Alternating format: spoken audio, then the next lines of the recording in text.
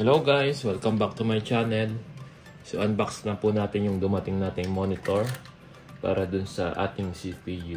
So this is Samsung, and then Essential monitor, 19-inch, and then it's iSaver mode, flicker free, dual interface, and then multiple mode. So buksan po natin ito.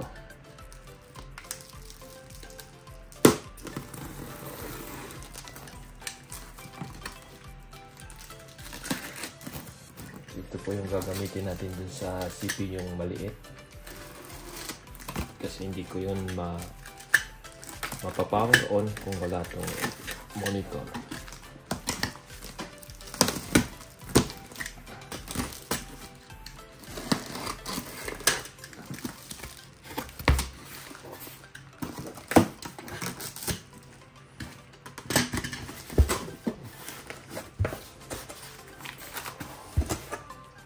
So, ayan po siya.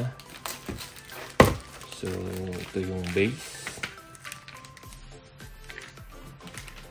Then, tabi natin. So, baka ito yung stand niya.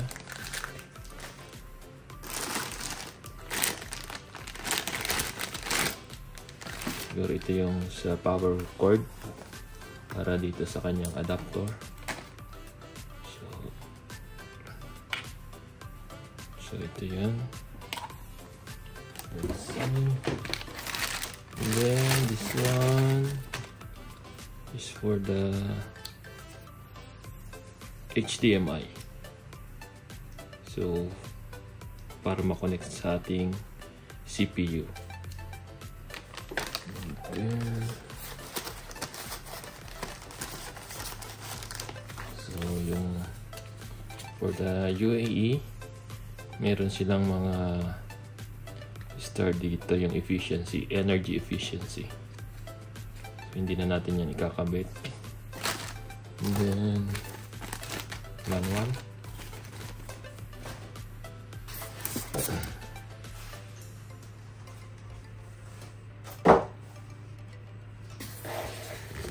This one, tanggalin na natin yung box.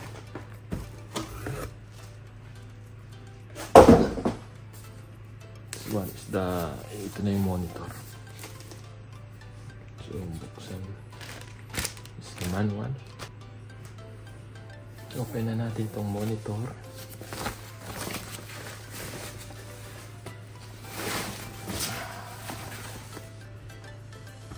So pang wide po siya.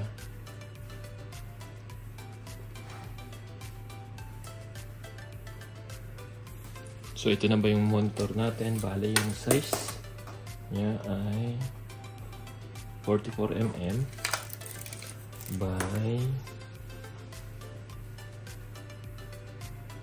27cm pala by 44cm.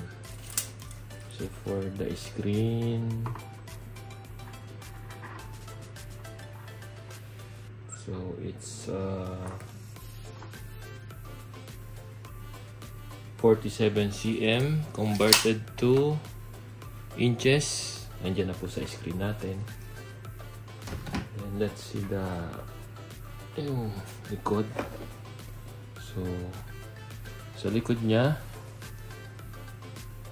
ito yung power button, HDMI.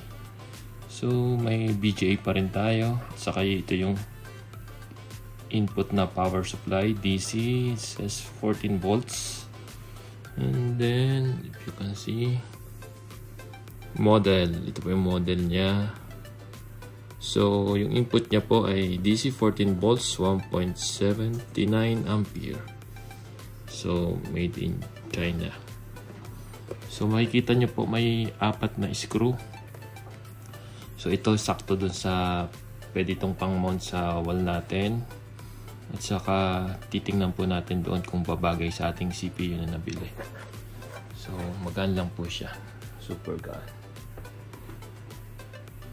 So ito yung sabi ko yung stand niya. So let's assemble na po natin. Stand niya. So ito yung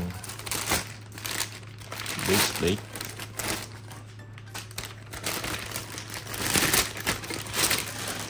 Base plate niya.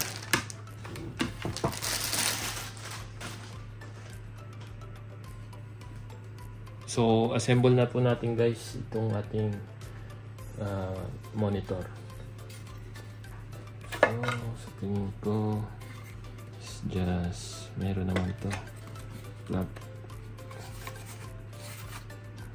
Okay na siya.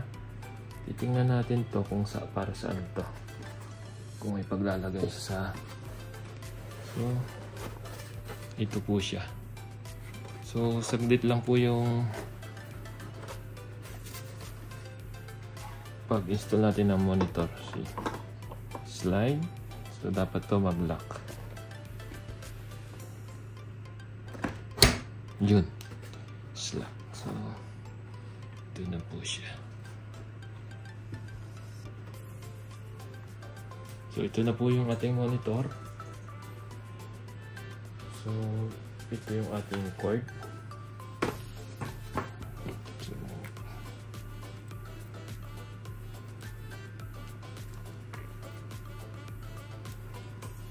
Natin.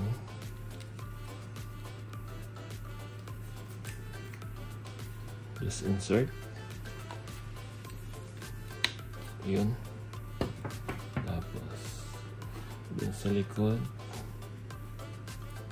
dito po natin siya isasaksak. So ayan na. So saka yung HDMI cable.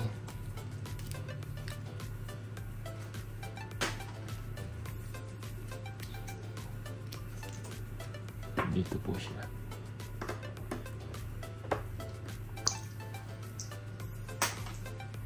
So, ayan na po. Yan natin i-power on kasi wala po siyang screen. Thank you.